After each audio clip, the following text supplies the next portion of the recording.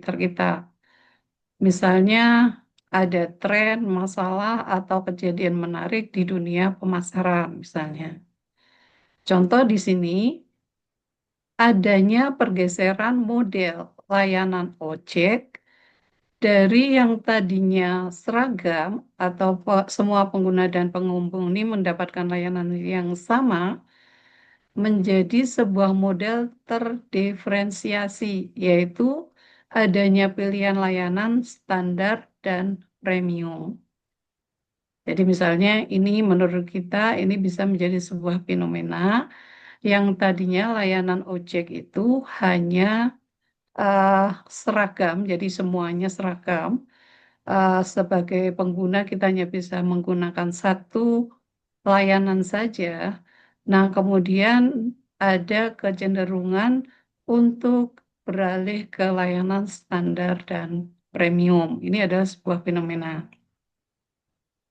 Setelah kita melihat ada fenomena itu, setelah kita melihat adanya fenomena tersebut, maka Terima kemudian kasih. kemarin saya sampaikan juga bahwa penelitian kita itu adalah deduktif atau kuantitatif deduktif.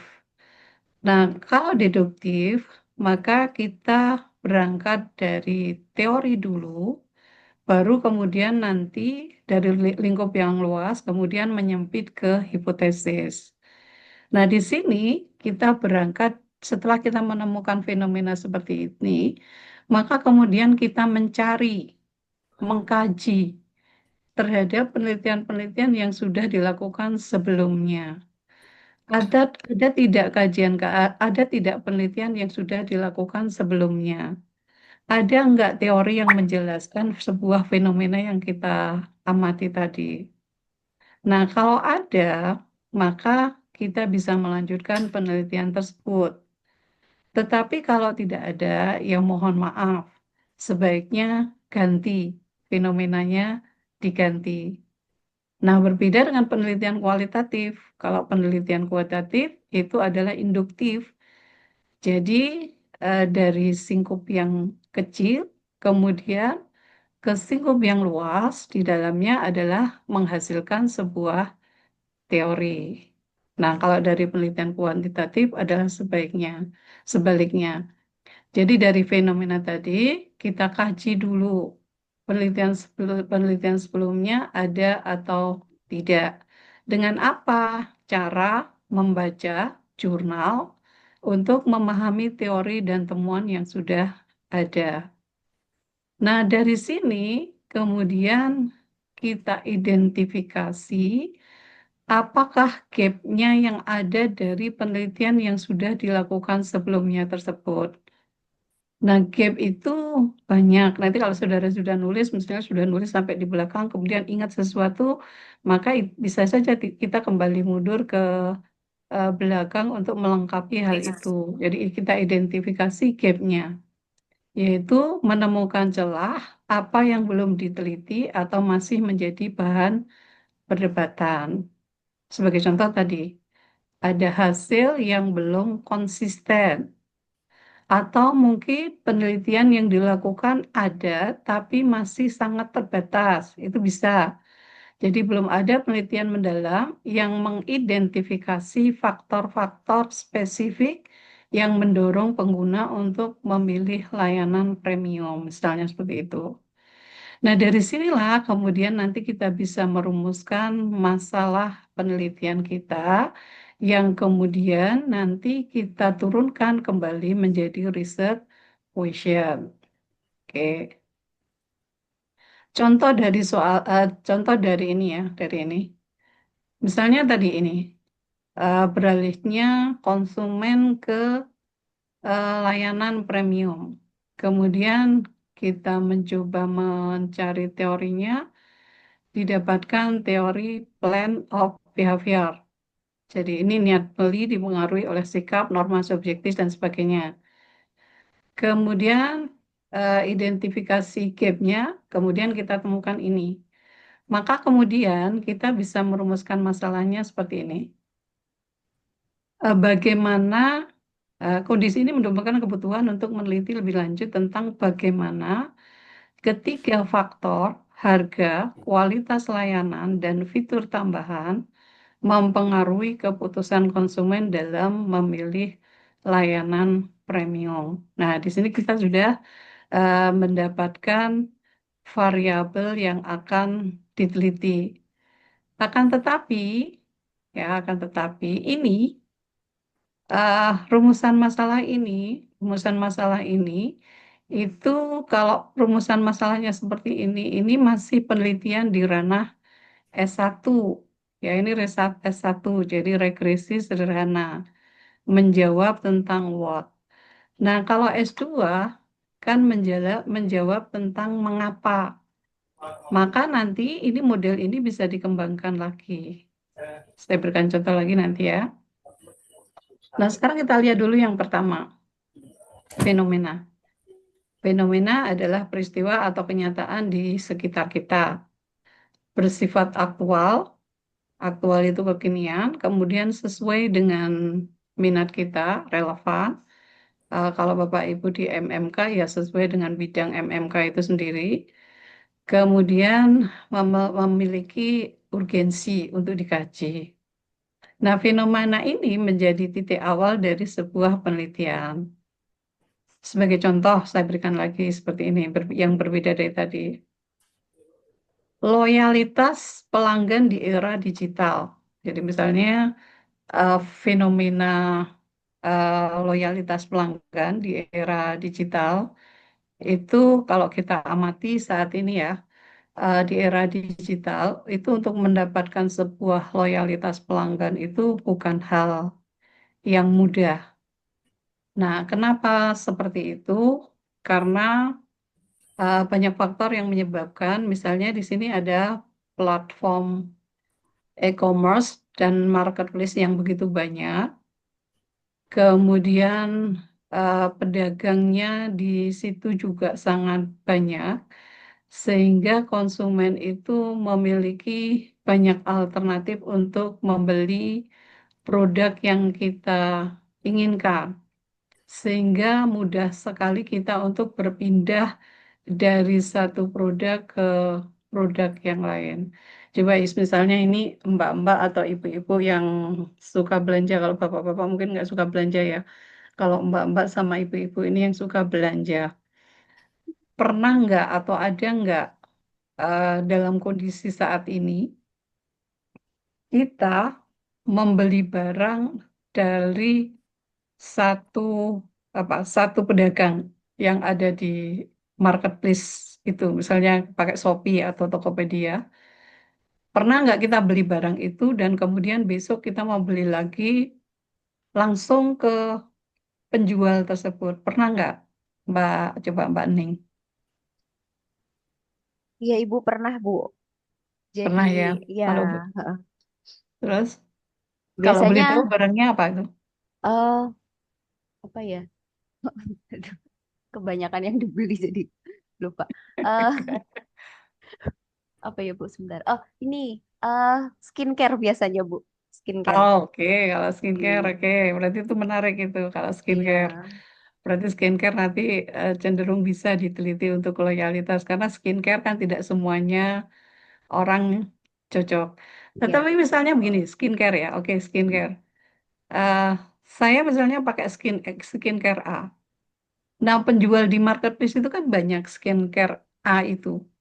Ada nggak sekali saya beli, kemudian mau beli lagi, saya sempat juga melihat-lihat dari marketplace yang lain, dari misalnya dari pedagang yang lain, yang misalnya dengan skincare yang sama, yang di situ bisa memberikan harga yang lebih murah, atau misalnya di situ ternyata dilihat dari review apa, review pembeli itu ternyata lebih bagus, atau langsung membeli lagi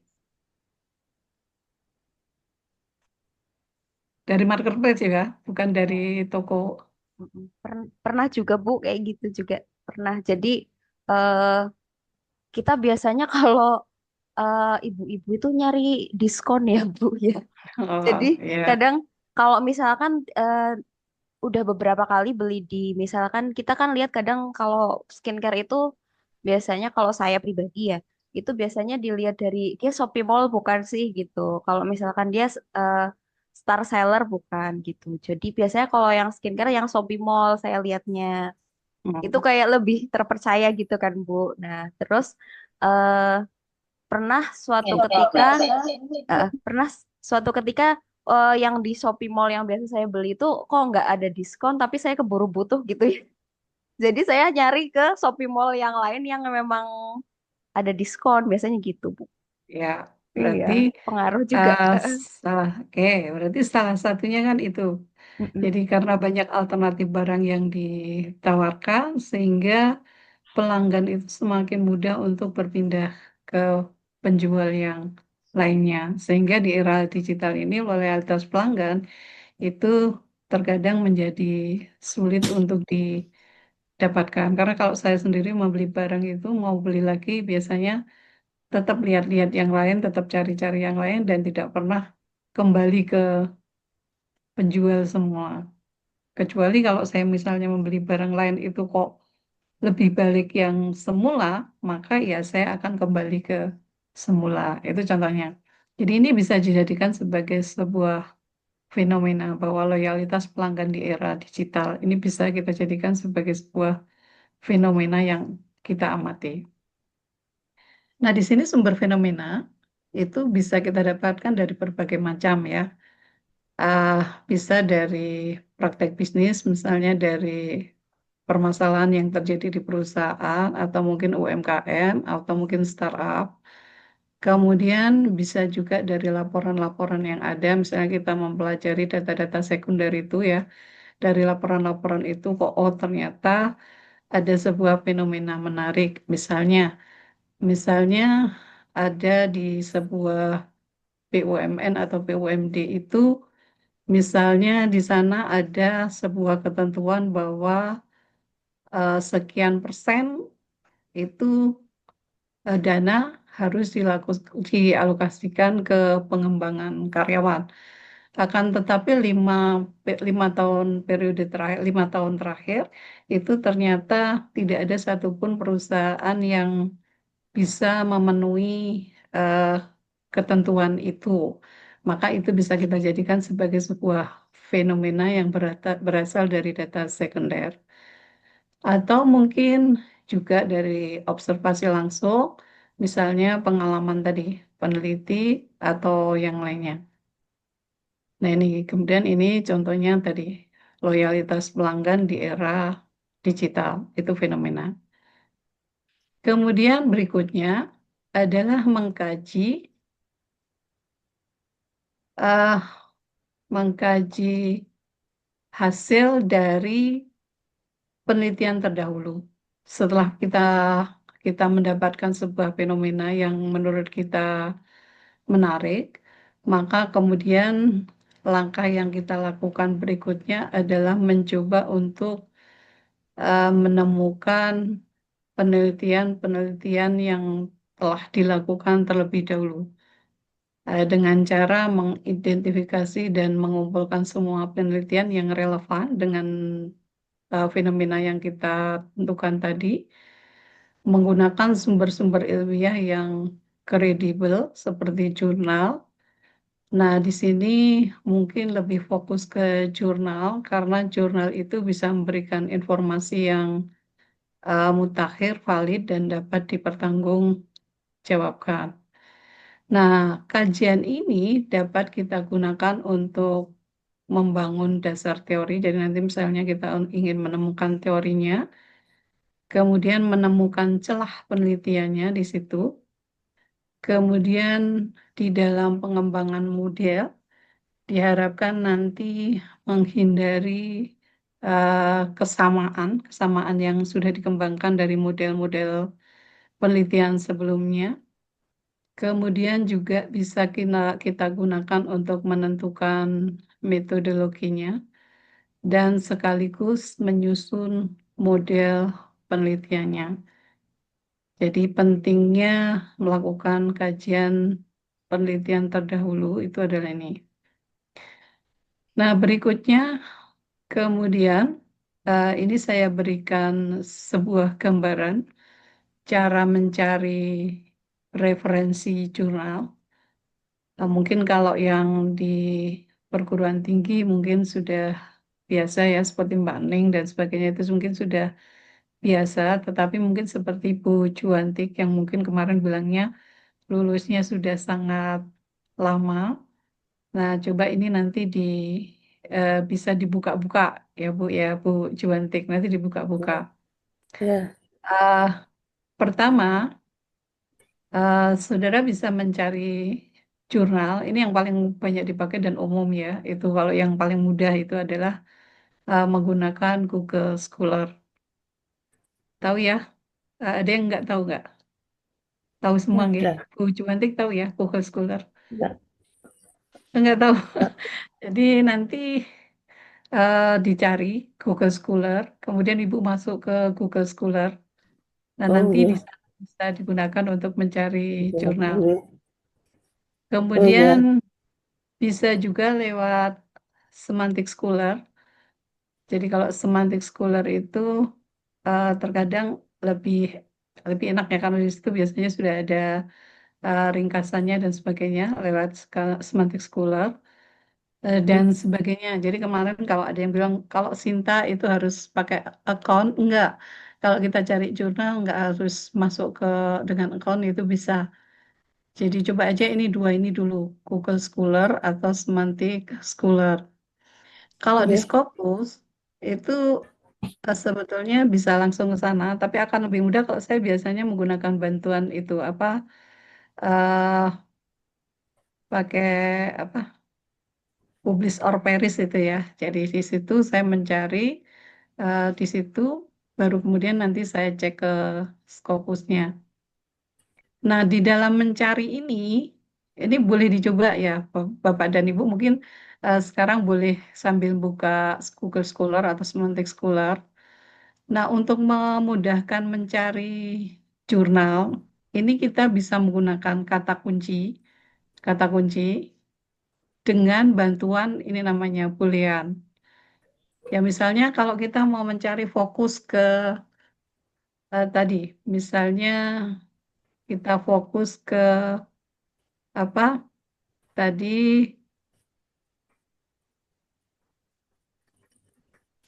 loyalitas pelanggan misalnya ya, loyalitas pelanggan di era digital.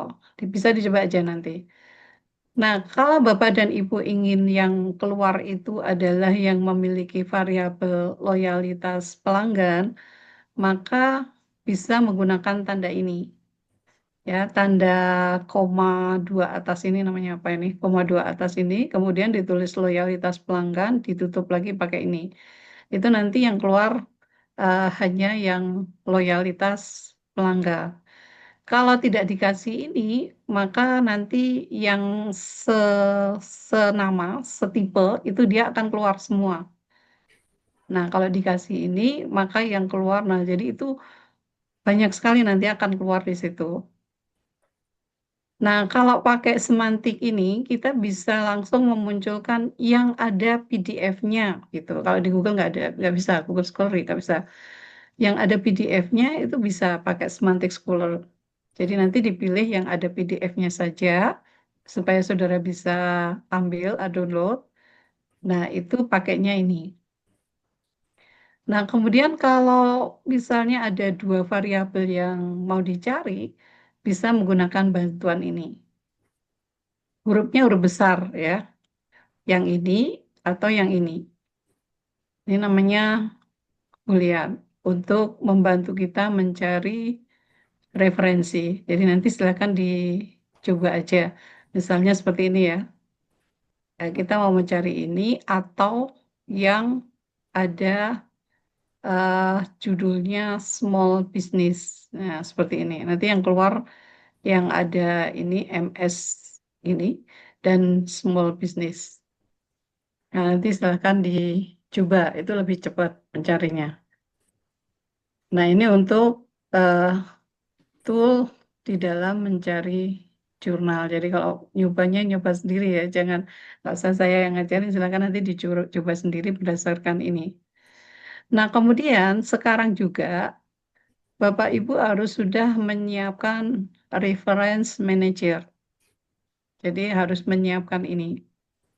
Ini untuk menyimpan hasil dari pencarian kita, artikel kita, pencarian kita. Nah, yang bisa digunakan adalah Mendeley, EndNote, atau Zotero. Kalau saya pakainya Mendeley, karena kalau EndNote itu terlalu berat buat laptop saya, terlalu berat dan kadang suka macet.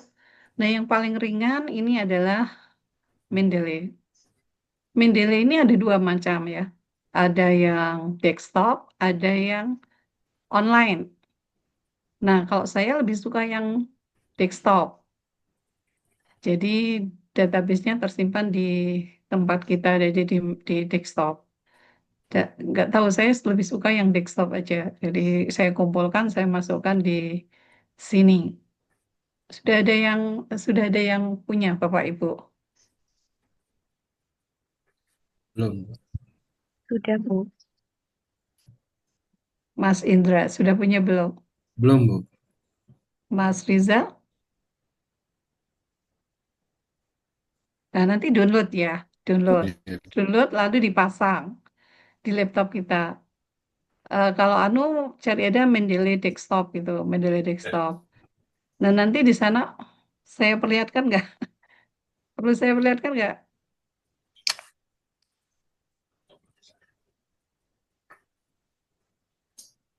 Boleh, Bu, sekilas saja. Perlu saya siapkan nggak? Contoh ya, Lihatkan supaya. misalnya ini eh saya sharekan ya,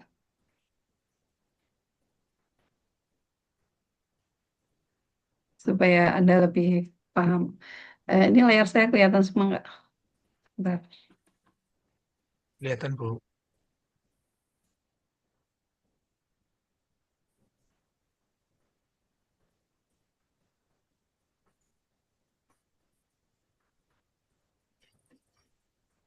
Punya saya nggak kelihatan. Sebentar.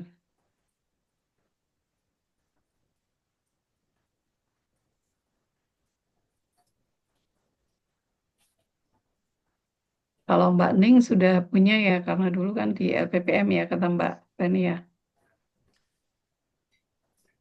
Enggak, Ibu. Sudah. Ya, oke.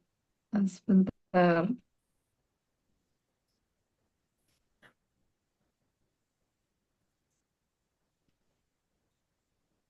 Ini saya malah nggak kelihatan.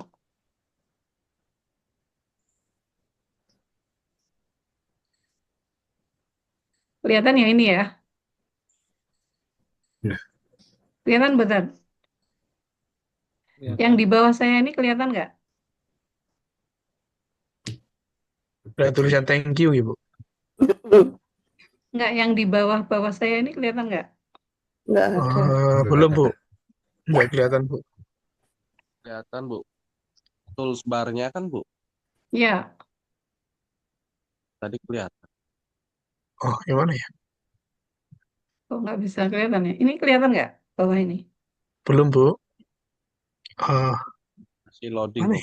Nah, udah kelihatan. Oh, nggak Sudah, bisa Bu. ya? Sudah. Sudah kelihatan, Oh, Ibu. nggih. Sudah Yang kelihatan di ya? bawah. Nggih. Ya. Icon-icon yang di bawah. Nggih, sudah Ya. kelihatan. Ini Mendeley Reference Manager Mendeley Desktop ini ya, namanya Mendeley Desktop. Saya bukakan aja. Ini untuk Reference Manager.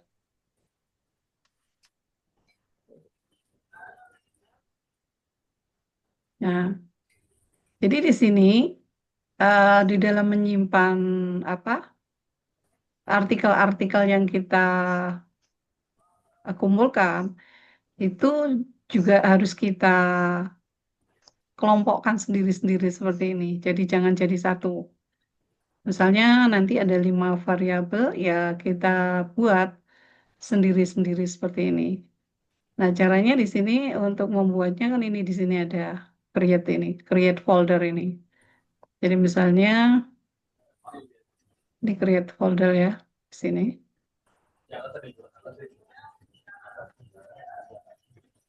Nah, kita buat aja nanti folder kita di situ. Nah, seperti ini ya.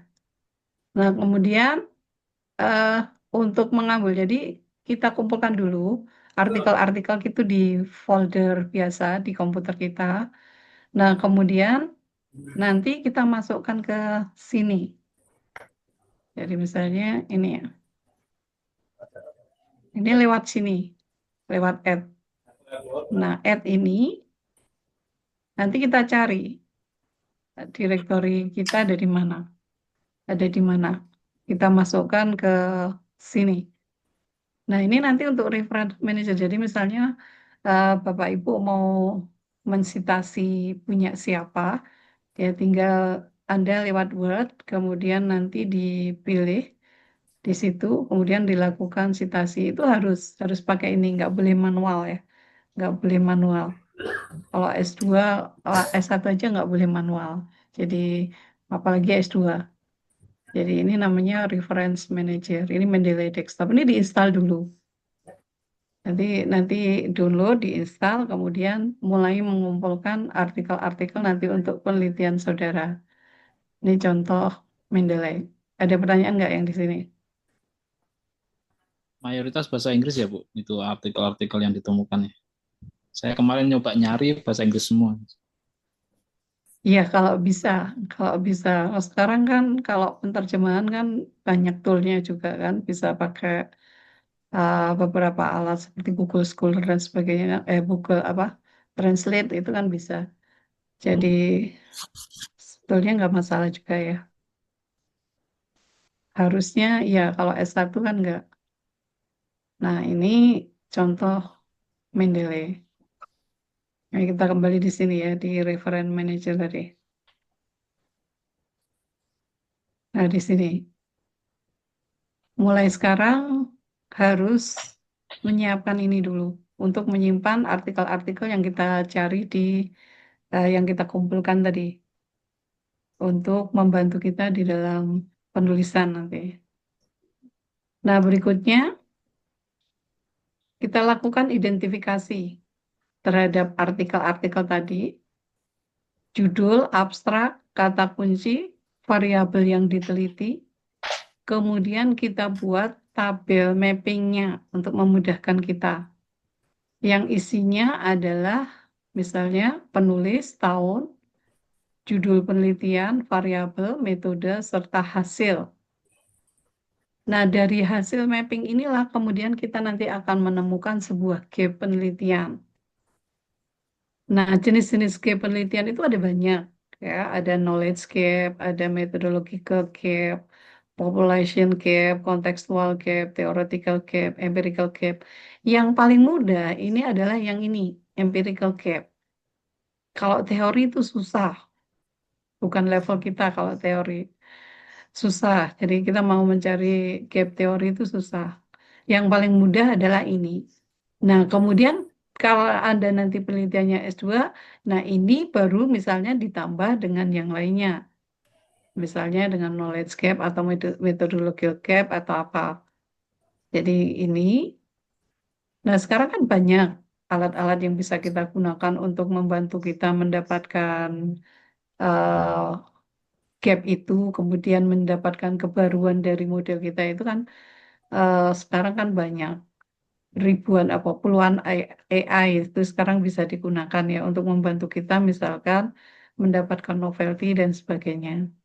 Nah, ini yang paling mudah adalah ini. Udah pakai Bapak Ibu pakai ini aja nanti. Pakai empirical gap aja kemudian nanti baru ditambah yang lainnya. Nah, contoh. Ini contoh mapping. Contoh mapping. Contoh mapping misalnya ini. eh kita buat tabel seperti ini ya. Di sini ada peneliti, kemudian tahun penelitian atau tahun publikasi, kemudian judulnya apa, kemudian variabel yang diteliti apa, variabel X-nya apa, variabel Y-nya apa, metode yang digunakan, dan hasilnya. Jadi hasilnya. Ini dari hasil inilah yang kemudian nanti kita dapatkan tadi, empirical gap tadi, research gap tadi.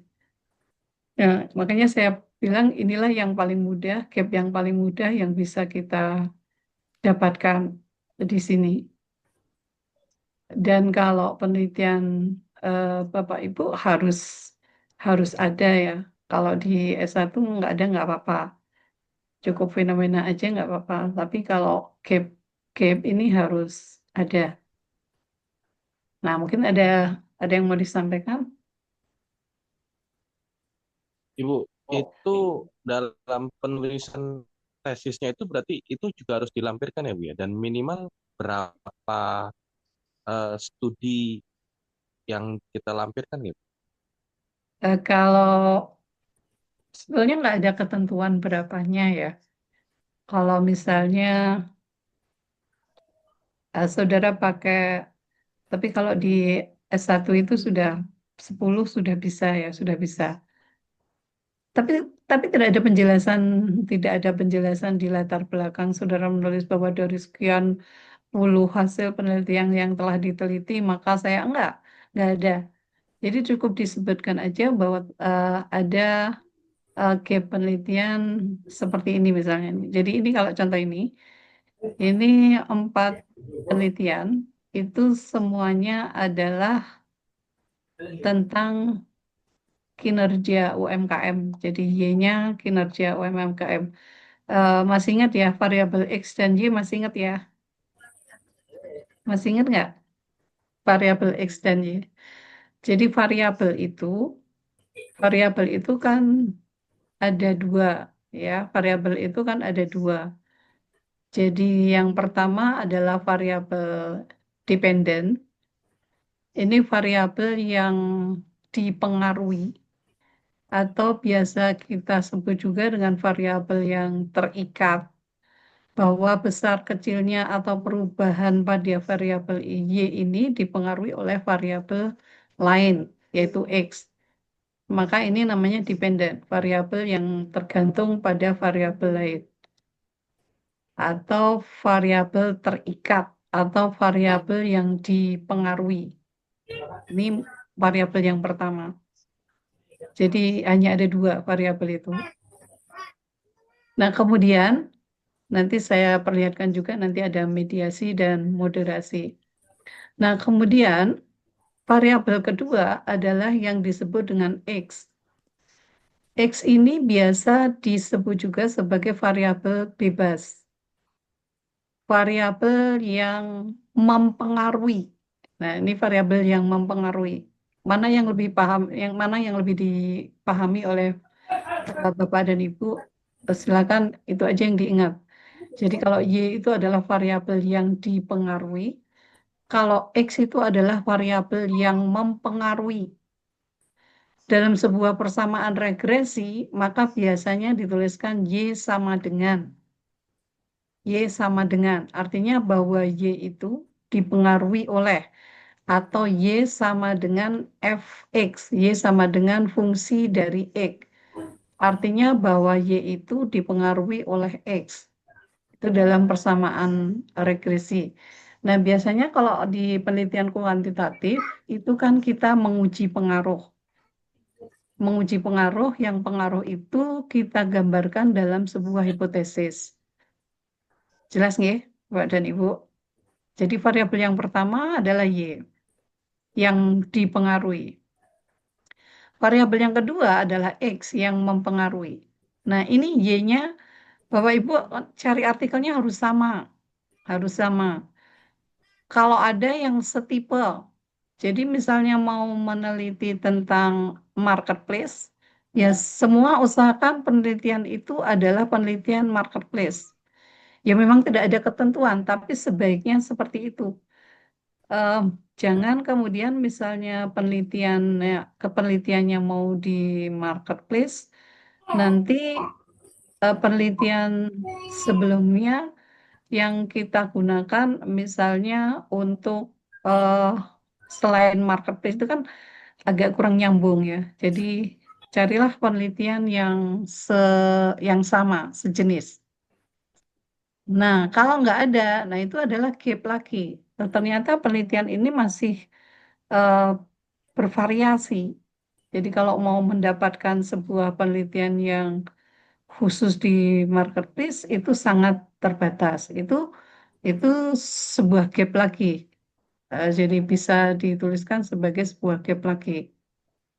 Nah, penelitian pertama misalnya ini ya, kinerja UMKM itu ditentukan oleh variabel digital marketing.